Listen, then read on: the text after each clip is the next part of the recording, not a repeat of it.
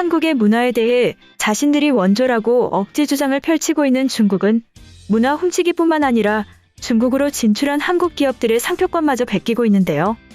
최근 중국에 진출하였던 한국 기업도 이러한 피해를 입고 중국에서 탈출했다는 소식이 전해졌습니다. 여전히 중국 시장에서 한국 브랜드를 도용하는 일명 베끼기가 판을 치고 있는데요. 중국에서 한국 브랜드를 무단 도용하는 사례가 더욱 많아지고 있죠. 이번에는 많이 알려진 국내 샌드위치 브랜드 에그드랍이 피해를 당했습니다. 에그드랍은 중국에서 상표권을 무단으로 도용하고 상표권 사용 허가를 받았다는 위조 서류로 가맹점 모집에 나선 현지 업체를 상대로 소송을 제기해 승소했는데요. 에그드랍은 중국에서 상표를 도용한 현지 업체 2곳, 에그드랍, 범부 샌드위치와 에그드랍을 상대로 부정경쟁 및 상표권 침해 소송을 제기해 승소했다고 밝혔죠.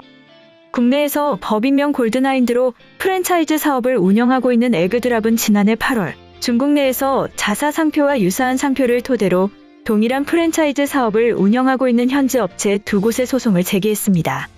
두 업체는 중국 대표 메신저인 위챗을 통해 과거 에그드랍이 드라마 슬기로운 의사생활을 간접 광고한 내용까지 무단으로 사용하며 가맹점을 모집했죠. 에그드랍 측은 이들을 상대로 부정경쟁 및 상표권 침해 행위 즉시 중단, 에그드랍을 포함한 기업명의 무단 도용 및 사용 중단, 에그드랍과 유사한 기업명으로 변경하지 않을 것을 요구했습니다.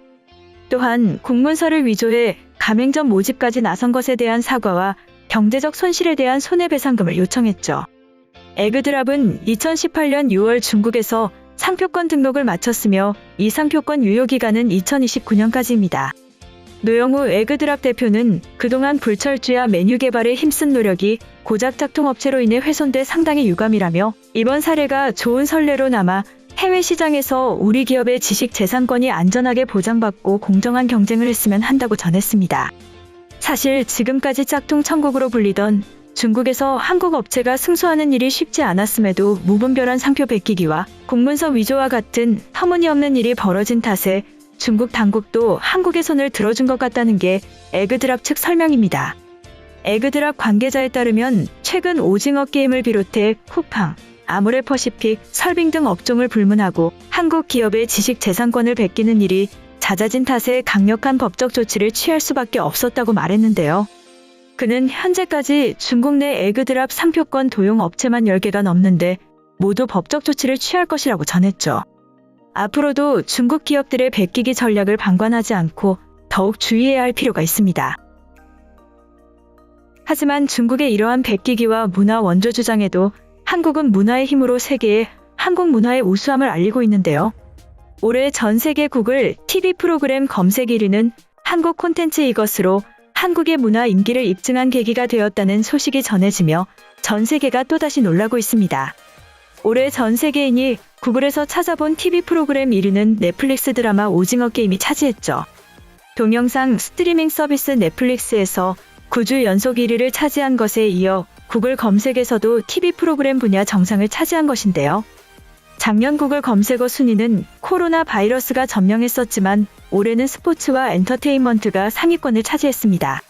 올해 전 세계 구글에서 가장 많이 검색된 것은 호주와 인도로 지난 1월 열린 호주와 인도의 남자 크리켓 월드컵 경기 때문인데요.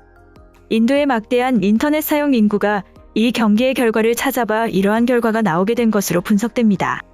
또한 인도 대 영국이라는 검색어도 같은 이유로 2위를 차지했죠. 크리켓은 인도에서 가장 인기 있는 스포츠로 야구와 비슷하지만 폭 10cm 정도의 평평한 나무 형태의 방망이를 휘둘러 공을 치고 득점하는 경기인데요. 인도의 크리켓 리그인 인디언 프리미어 리그도 올해 구글 검색어 3위를 차지했고 인도 대 뉴질랜드라는 검색어는 7위 크리켓 월드컵인 T20 월드컵도 검색어 8위를 기록했습니다. 미 프로농구인 NBA는 올해의 구글 검색어 4위를 기록했는데요. 유럽 축구 선수권 대회인 유로 2021 5위를 남미 월드컵이라 불리는 코파 아메리카가 6위에 이름을 올렸습니다. 한국의 TV 드라마 오징어 게임은 TV 프로그램 분야 1위를 차지한 덕에 전체 검색어 순위에서도 9위에 올랐죠. 뉴스 분야에서 1위는 아프가니스탄으로 올 8월 미군이 아프가니스탄에서 철수했고 아프가니스탄은 탈레반에 재점령되었는데요. 당시 긴박했던 철수 상황, 이후 아프가니스탄에서 벌어진 각종 사건이 전 세계인의 이목을 집중시킨 것입니다. 반면 한국에선 올해의 구글 검색어가 좀 달랐었죠. 국내 검색어 1위는 로블록스였는데요. 로블록스는 대표적인 가상현실 복합 게임으로 올 3월 뉴욕 증시에 상장하여 12월 8일에 주가가 79.54%까지 올랐습니다. 국내 2위 검색어는 코로나 백신 예약이었고 3위는 오징어 게임이었죠. 그리고 4위는 주식 대란으로 테슬라 주가와 비트코인으로 차례로 집계되었는데요. 또 전 세계적인 인기를 얻고 있는 한국의 방탄소년단의 신곡 버터는 전 세계 구글 검색어 노래 분야에서 7위의 이름을 올렸습니다. 한편 세계 최고의 식문화 국가 중 한 곳인 프랑스에서는 이제 한국 발효 음식들마저 주목하고 있다는 소식이 전해졌죠. 최근 프랑스 파리 셰프들이 한국 발효 음식에 반하여 뜨거운 관심을 받고 있다고 합니다.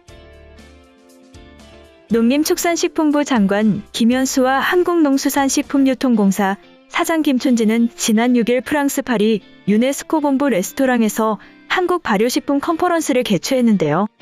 이번 컨퍼런스는 현지에 큰 관심을 끌며 마무리되었습니다. 이번 행사는 프랑스 마스터 셰프 협회와 연계해 유럽 식품 시장에서 미식 트렌드를 이끌어가는 미슐랭 셰프들에게 한국만의 발효식품의 우수성을 알리기 위해 마련했죠. 행사장에서는 김치, 장류와 더불어 발효홍삼, 발효한차 등 50여 개의 한국 농식품을 전시하였고 대한민국 전통식품명인 제35호 기순도 명인의 전통 장류와 박광희 대표의 김치와 장아찌를 소개했습니다. 특히 장흥고시 종가에서 직접 공수해온 370년 된 전통 시간장 시식과 김치 담그기 시연이 이어져 큰 호응을 받았죠. 마스터셰프 협회장인 크리스티앙 테트도아는 전통장의 김치, 오미자청 등을 접목한 메뉴들을 설명하며 직접 시연했는데요. 그는 많은 미슐랭 셰프들이 자신의 요리를 업그레이드할 수 있는 우수하고 새로운 식재료를 찾고 있으며 한국의 발효식품이 셰프들이 찾는 식재료 기준에 부합한다고 전했습니다. 이번 행사에는 협회 소속 및 프랑스 유력 레스토랑 셰프 30여 명을 비롯하여 고급 식재료 전문 인터넷몰, 요식업계 전문지 등 고급 식자재 바이어들이 함께 한국 발효식품에 대한 프랑스 현지의 많은 관심을 확인할 수 있었는데요.